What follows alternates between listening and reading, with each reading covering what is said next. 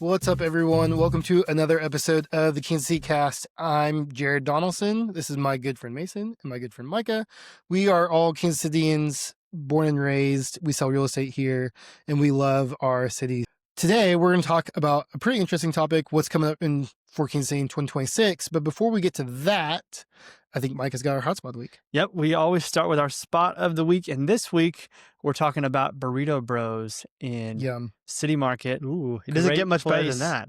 To grab some awesome Mexican food. You guys have both been, yeah? Yeah, for sure. I think we've all been together. Yeah, that's right. Yeah. So I think that think of like if you've never been like a local version of Chipotle, like same kind of style. You build your tacos, burritos, whatever you want to put together.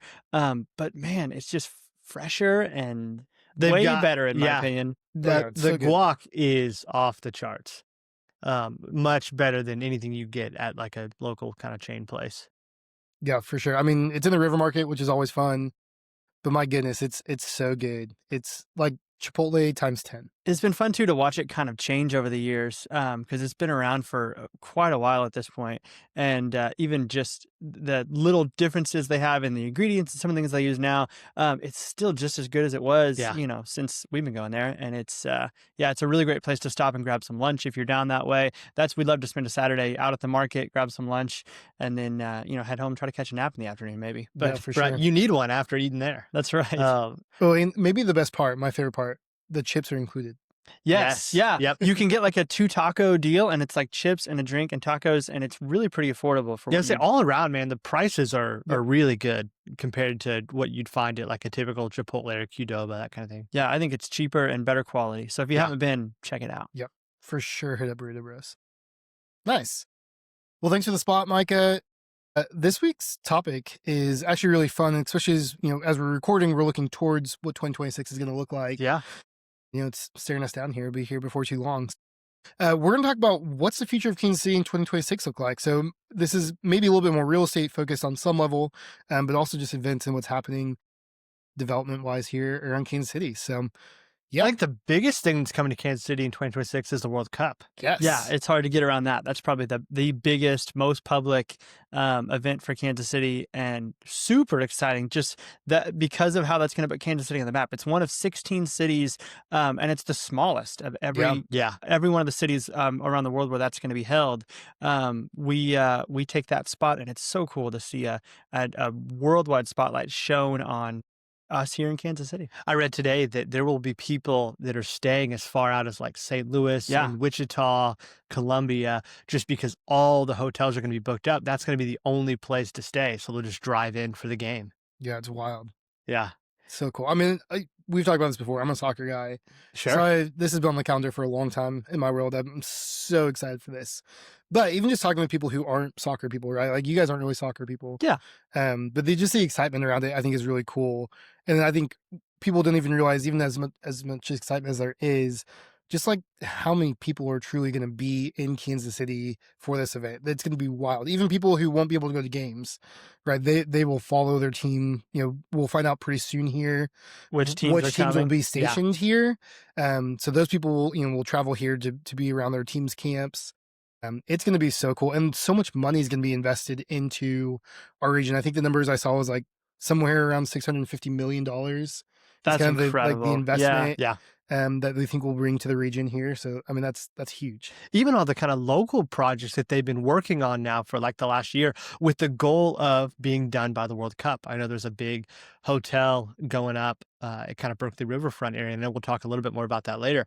But there's been a ton of projects that the end date for those is the World Cup coming. So trying to prepare our infrastructure for the big influx of people and money that's coming to Kansas City. It'll be cool, the long-lasting impact that a lot of those infrastructure changes we're making for this event will have for the city. We're going to get a lot more bang for our buck years down the road because this event is here, and it's really cool. Like you said, we're not that into soccer personally, but I even said today, like, maybe you look at trying to go to a match just because it's so iconic. I have no idea what they're going to cost. They could be, crazy expensive. I have no idea what the tickets will be, but it is so cool to see. It's just like, that's your opportunity to see a worldwide event like that. And it's right down your own backyard is really fun.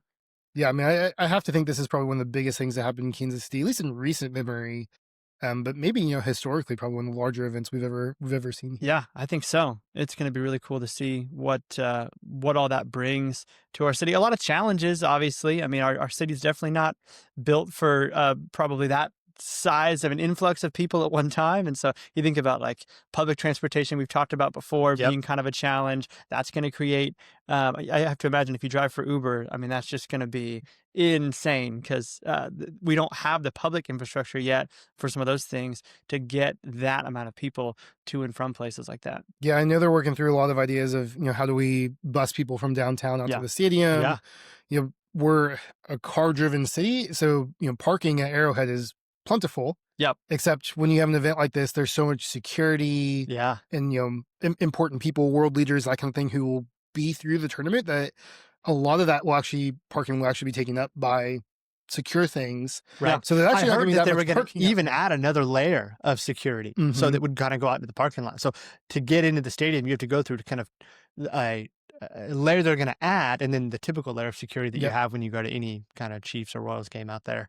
Yeah. So yeah, just absolutely insane. I think there's going to be somewhere between like 16 and 18,000 like volunteers just trying to help get people in and out of the stadium efficiently, and it's just going to be such a cool thing for our city, and I'm excited to see what all that has in store for us. There's a big fan fest out at Liberty Memorial there Yeah. on the lawn, is which there? is going to be really Man, that's cool. gonna be Yeah, cool. showcase of just Yeah. Kansas City culture and all of that. It's I think there's going to be so much around it. It's just such a cool time for our city to have the spotlight shown that way. So, I mean, I think related to the World Cup and the projects that have been ongoing in the city for the last few years, maybe let's jump into some of the infrastructure things that are happening. So not just for the World Cup, Yeah. right?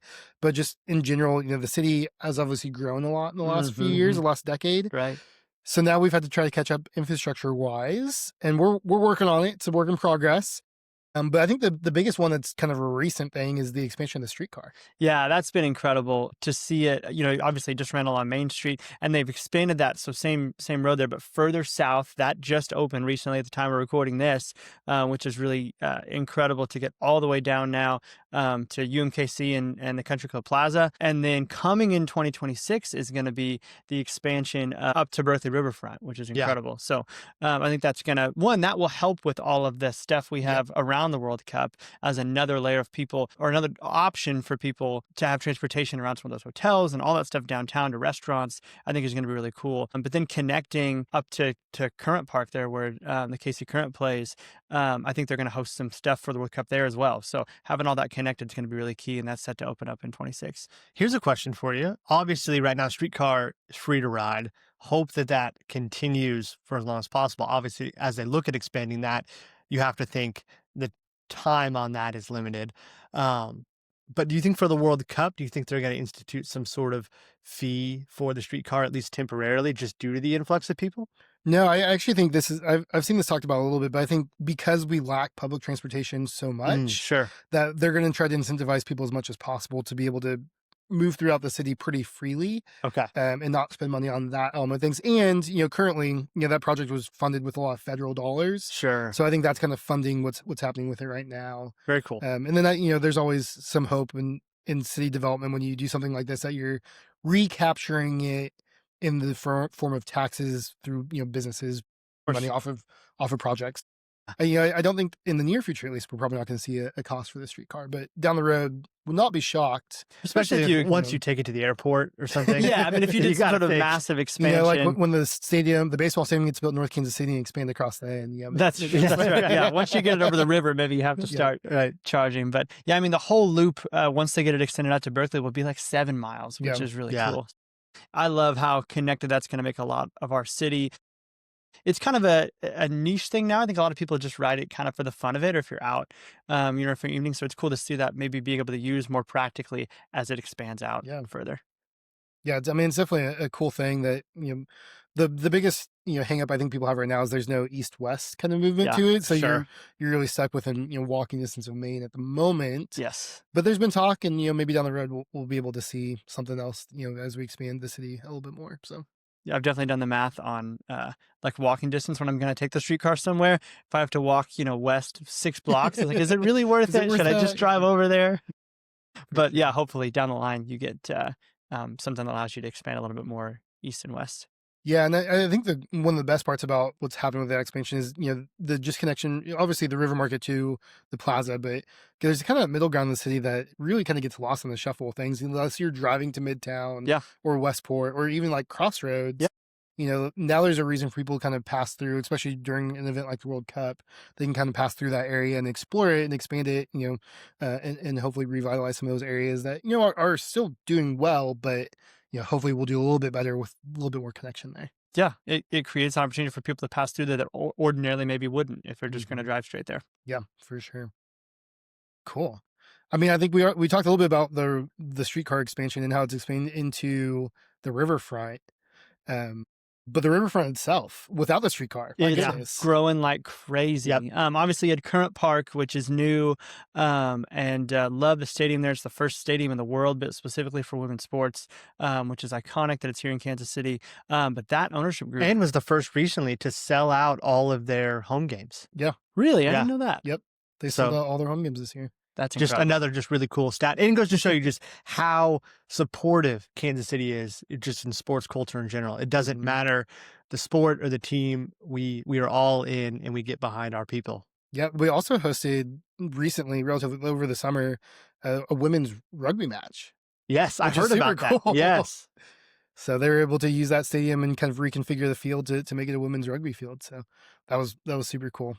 Really cool to see how the city is supporting women's sports, middle of the map, but, kind of the forefront of things there. And cool to see that happening in the Berkeley Riverfront area, an area that before the stadium was built had been kind of declining, and now, gosh, it's only up from here. And so, kind of getting back to the roots of Kansas City of being built kind of right along the river, and what made us so great back in the day is coming Yeah. back now through some of the revitalization they're doing there. They have a $1 billion plan to redevelop that area and invest there. Phase one of that is going to start in 2026. So you're going to have a whole bunch of green space and apartments going up. They're going to build a second stadium that's smaller. It's like a 2,000 seat stadium that they're hoping will be like a kind of a home base for some of the World Cup teams. Mhm. I think that's going to be done in time for that. All kinds of development there over the long term, but even in the short term in 2026, some really cool opportunities there for new restaurants and multifamily housing apartment Yeah. type Yeah. buildings there for people to plug into that community. Yeah. I mean, like, shout out to Port KC, Yeah. right? Like, obviously the ownership group of the Current has been vital in all of this, but shout out to Port KC for helping figure out how to get this done. I think there's been a lot of controversy about building in the riverfront like that because it's in a floodplain, right? Like, Mhm. Yeah, that's that's just part of the deal. But I think they figured out a way to make it viable for businesses and for people to live in that area, which is basically just kind of the forgotten wasteland in between downtown and the Northland. So Yeah. cool to see that all revitalized, some more apartments, and starting to see some more like retail type space come in there as well, along with the hotel and that kind of thing. So Yeah. It's super really cool. incredible. Thanks, Port. One of the other cool redevelopments of an area that maybe felt kind of forgotten over the last several years is the West Bottoms. Yeah. That's an Yeah. area that there's really, I mean, it's known for kind of old industrial type buildings, and in the October, it's haunted houses, right? Like that's what you get down in the West Bottoms. Antiques and haunted Yeah, houses. that's it. But there's a big project coming to revitalize that, and that's starting in 2026 as well. I think it's $500 million invested Yeah. there in the West Bottoms to kind of repurpose some of those buildings, as well as build some new ones to bring some retail space and some apartments and things like that to that area. Yeah, I mean, when we think about development, one of the biggest issues we have in Kansas City is just density, right? We just Yep. don't have large groups of people living in condensed spaces, which is a marker of any major city, right? Yeah. Like that's just normal. But we don't have that in Kansas City. And I think the fact that like this development by I think Samara Road Mm-hmm. down in the West Bottoms is going to bring a ton of density. I think the last number I saw was something like 1,200 apartment units are going to come online just in the West Bottoms, which is a crazy amount of units. Yeah. But just to provide some of that density to the West Bottoms, I think will be great. Hy-Vee Arena obviously gets a ton of use down there already with youth sports and that whole thing going on. Yeah. But to be able to connect some residential to it, and there's some great restaurants that are still kind of surviving down there. The campground is one that comes to mind, or if you're like classic Kansas City, Golden Ox is down there as well, kind of the quintessential Kansas City steakhouse. Down in that area. So I think it's cool to see that part of the town getting revitalized, because it used to be kind of the thriving economic hub of Kansas City. Yeah, it'd be interesting to see too. Talking to some people and kind of seeing stuff online, just public sentiment, I think, is kind of split on that development. There's definitely people that think this is going to be a really good thing and it's going to bring a lot of growth to this area. And then there's folks that are concerned at the same time that it's going to take away sort of the charm and what makes the West Bottom such a cool place right now, that if you go in and redevelop that, you're going to lose that culture and vibe that comes along with the West Bottoms.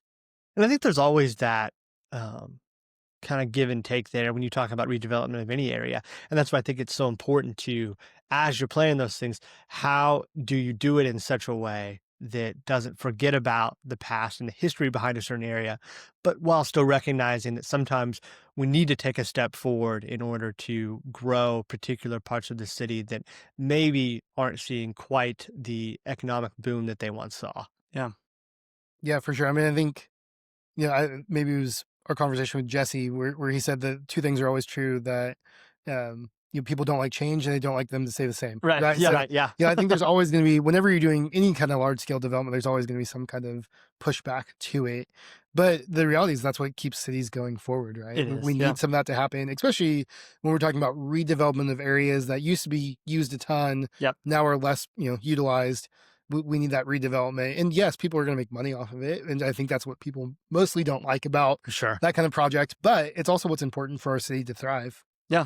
And if it brings a ton of value to the city, it's a win-win for everybody. So, and it sounds like from what I've seen in the plans, they're planning on preserving a lot of those buildings and going in and sort of renovating those there would be some new stuff too, but without completely tearing down and starting over from scratch. So I think you will preserve that culture and vibe that you have down there, while also bringing a lot of value to that area that it's currently lacking.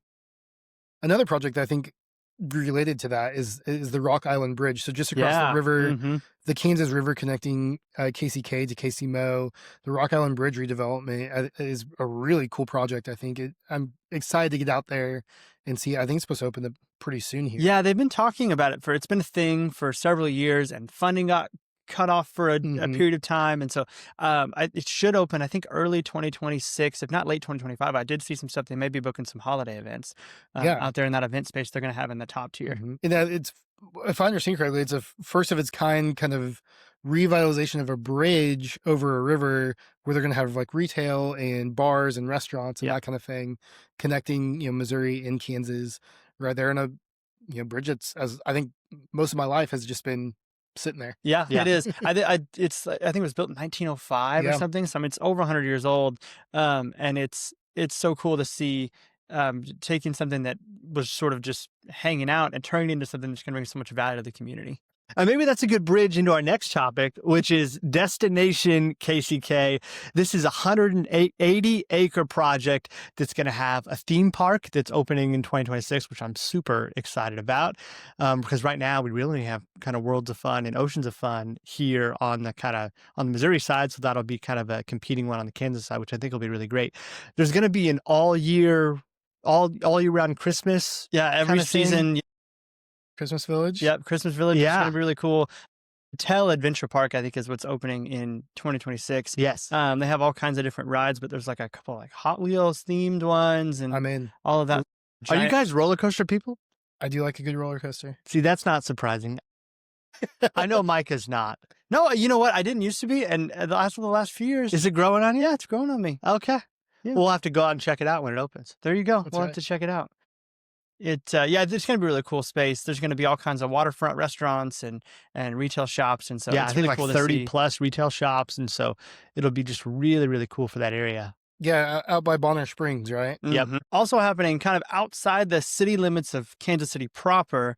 In Riverside, they're building a huge amphitheater out there. Morton Amphitheater's coming this next year in 2026, and it's going to be a massive 16,000 seat amphitheater, outdoor shows. They've got, I think, over 30 concerts booked for next year. Yeah, they just Wow. started announcing a lot of the names. I know Train's going to be there.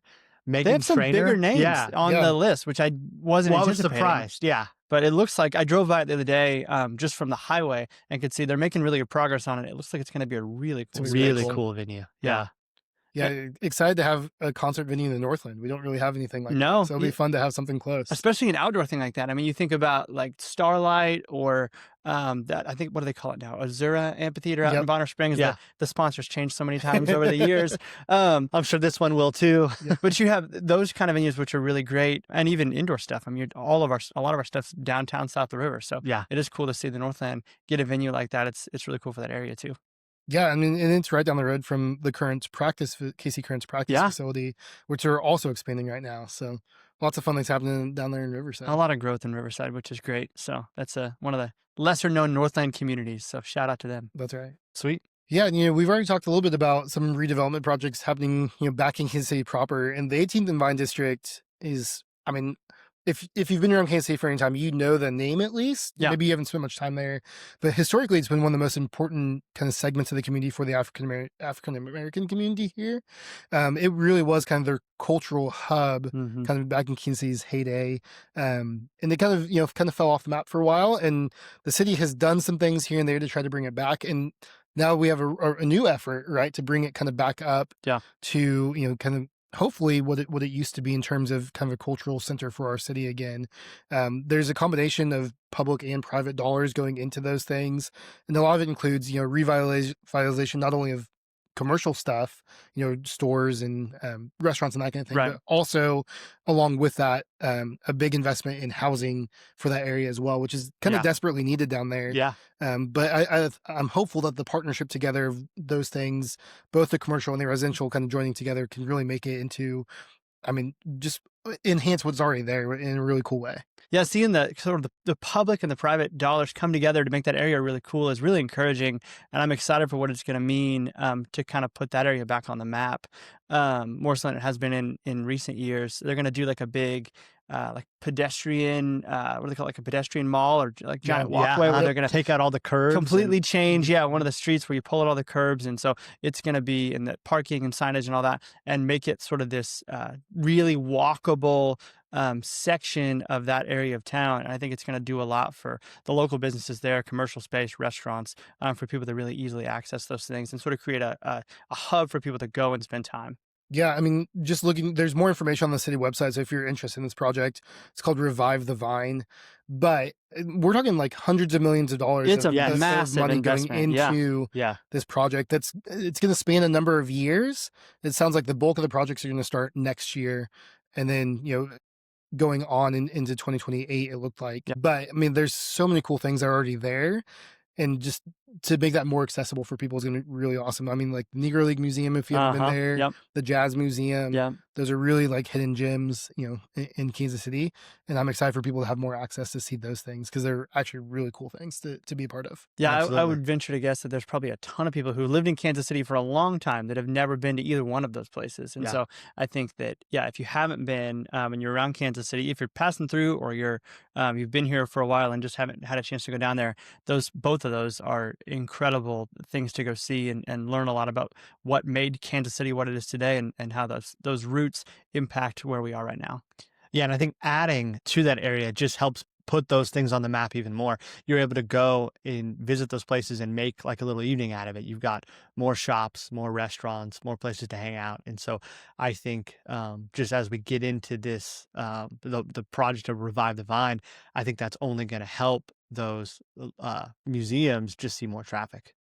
Definitely, which anytime we can highlight kind of the cultural significance of Kansas City, it's really fun. Obviously, we have a podcast about Kansas City, so we care a lot about Kansas City. But just being able to share that part of our history, I think is a really unique thing. So really fun to kind of see that revitalization happening down there. Yep. Yeah, I think when we zoom out and you think about all that's happening in 2026, I mean, there's a ton of things to be really excited about, but it also comes with, some of the challenges we talked about already. You think about the World Cup and just the logistics of having that many people come to Kansas City at one time. I'm already thinking about just what in the world that's going to look like from a hotel perspective, Yeah, right? Like from a traffic perspective. how are those industries? Yeah, that's true. I don't probably want to be anywhere near the stadiums, Right. when all that's going on. So you just think, even just as a resident, but if you own a business here and you're trying to figure out how do you account for all these people coming at once, I think there's some real questions to be For answered, sure. and it'll be a lot of these development projects. I think would be really cool because that'll help move our city along in ways that maybe wouldn't have happened otherwise without the catalyst of the World Hmm. Cup.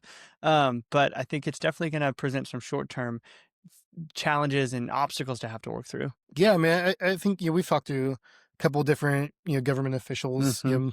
And governing's hard. Yeah. And Yep. this kind of stuff when you're talking about development and policy, and how do we encourage people to invest in our city?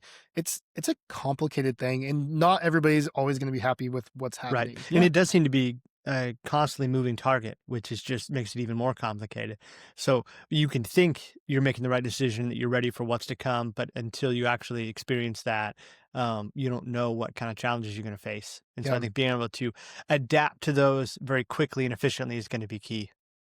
Yeah, and I think, as like you said, it's gonna be key to kind of rapidly adapt to a lot of these Yes. things as they're happening.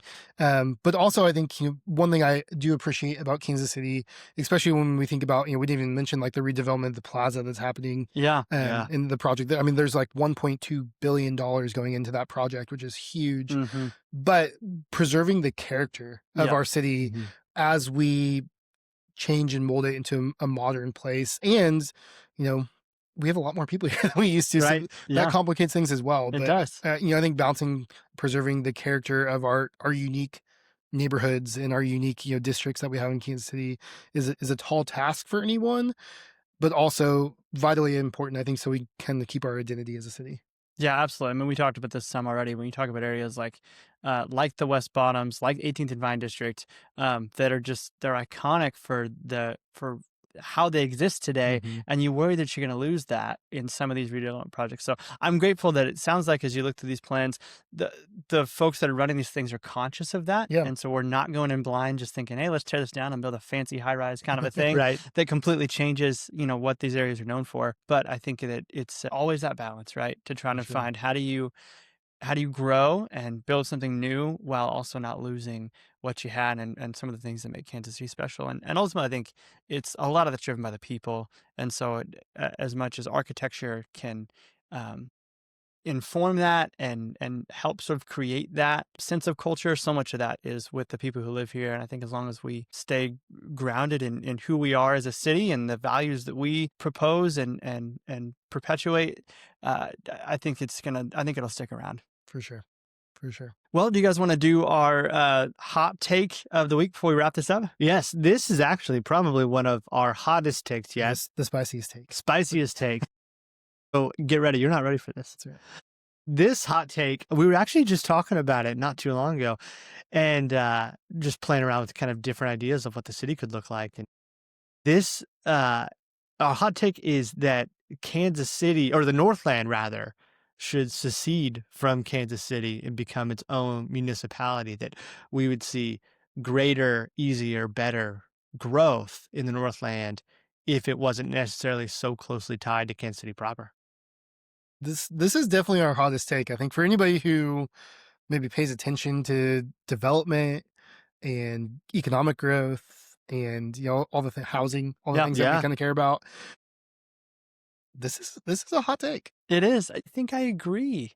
I don't know how you would pull it off. Yeah. I mean, logistically speaking, I don't know that it would actually ever happen. There's just so many reasons why, this Kansas City proper likely would not want to make that move. But you think, as somebody who's lived in the Northland, my entire life, you do see how even a lot of stuff we just talked about is focused on Kansas City proper. And I think that's, rightfully so. Yeah. A lot of that You should say Kansas City proper that's not. yeah, the south of the river. Yeah, it's not the considered in the downtown Northland, areas, downtown areas, all there. A lot of those larger redevelopment projects are focused on those things, and I think that's a good thing. But I also think one of the side effects of that is an area like the Northland can sometimes be neglected. And we talked about Riverside, getting some of that new development and some of those dollars, which I think is a really good thing. But Riverside's its own separate municipality, and so they have some flexibility there that you don't see here with Kansas City proper. But if you're in one of those areas it's Kansas City, it just happens to be north of the river. It tends to be harder, and you don't see as much investment in that area as we're used to seeing. You look at areas like Liberty, Blue Springs, you get on the Kansas side, Olathe, Shawnee, Lenexa, and just the development that's happening there. And it is easy at times to get jealous and go, hey, I want some of that cool stuff. Yeah, but I think people forget, like, the Northland's actually one of the fastest growing segments of the KC Metro. You know, I went to a development conference a while back in the spring, and everybody would talk about what's happening in Lee Summit or what's happening in Overland Park, and all these places, and then be like, oh yeah, well, the airport, and then they go back to talking about all the things that are happening in all these other places, and I'm sitting here thinking, I'm biased, I'm a Northlander, right? But also, like, there are hundreds of thousands of people who live north of the river, especially if you're talking about going out to Kearney and Platte City and like Smithville, all those places off of 92. Like, there's a lot of people up here and more room to expand than most other parts of the city. Yes. Yep. So it really is. Yeah. You talk about the density problem. Yeah. You don't have that here. Things spread out. So you have the ability the sprawl is something you would have to consider as you think about being your own city. Yeah. But also, like, there's room to build things here that just doesn't exist in a lot of other segments of Kansas City. So I think if we, I'm not anti this idea, actually. I think if Kansas City North, I don't know what we'd call it. Yeah, we'd have to come up with that. Couldn't be North Kansas City. No, You'd have to come up with something else. Yeah, we'd have to come up with something else. But that's semantics. We have to figure that out later. Yeah, that's the easy part, if we did become our own thing, I mean, I think there's a lot of dollars here that are already being spent that are funneling into a lot of these downtown and South KC projects that we don't necessarily see in the Northland.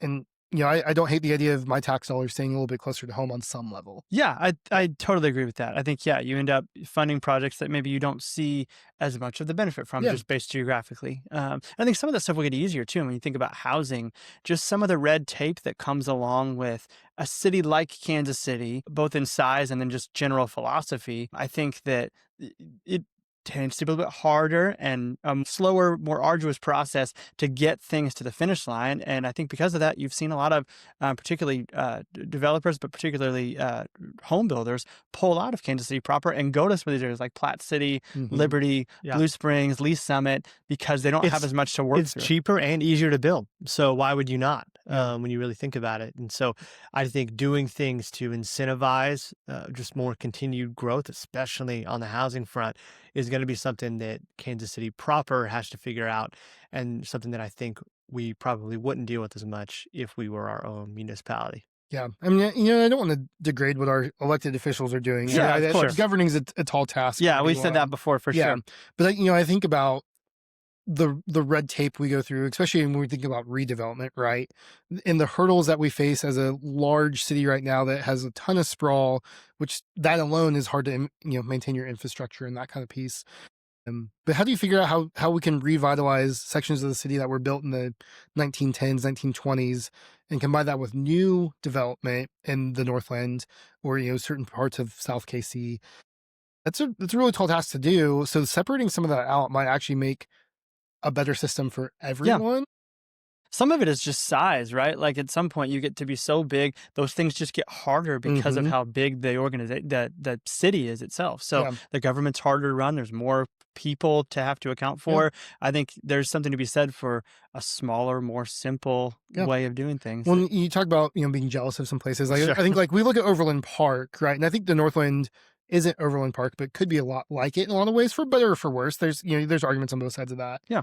But when you think about, especially the idea of, like Overland Park doesn't really have to incentivize development because it's affluent. So businesses want to be there, right? They either want their headquarters there because it's a good place for their workers to live, or it's a good place for, retail, restaurant, that kind of place to open a business because people will support those businesses through the dollars. If you're looking around the city at various parts and thinking, where do I want to put my money? It's an easy place to do it where I'm likely going to see a good return without a ton of effort, just due to the fact that there's a lot of that kind of solid infrastructure already in place. Yeah. So instead of like tax-based incentives going to these businesses to bring business, it's just the culture that's there. Incentive already exists organically without having to entice them. And that's a more sustainable model, I think, of development than, undercutting tax bases and that kind of thing through which, there's a place for that for sure. But it'd be nice to be a little bit more like Overland Park in that regard, and that people just want their businesses to be there. Yeah. Yep. So I think we're probably mostly all in agreement with that one. It sounds like far-fetched idea. None of us probably would never happen. Never But gonna you know happen. what? We would at least be open to the conversation. It That's sounds right. like if some city official wants to take that on. Who knows? And curious your thoughts. If you agree with that hot take or disagree, we want to hear from you. So feel free to comment down below. We would love to know your thoughts on that. Yeah. Thank you guys so much for tuning in to the Kansas City Cast. We will catch you on the next one. See ya.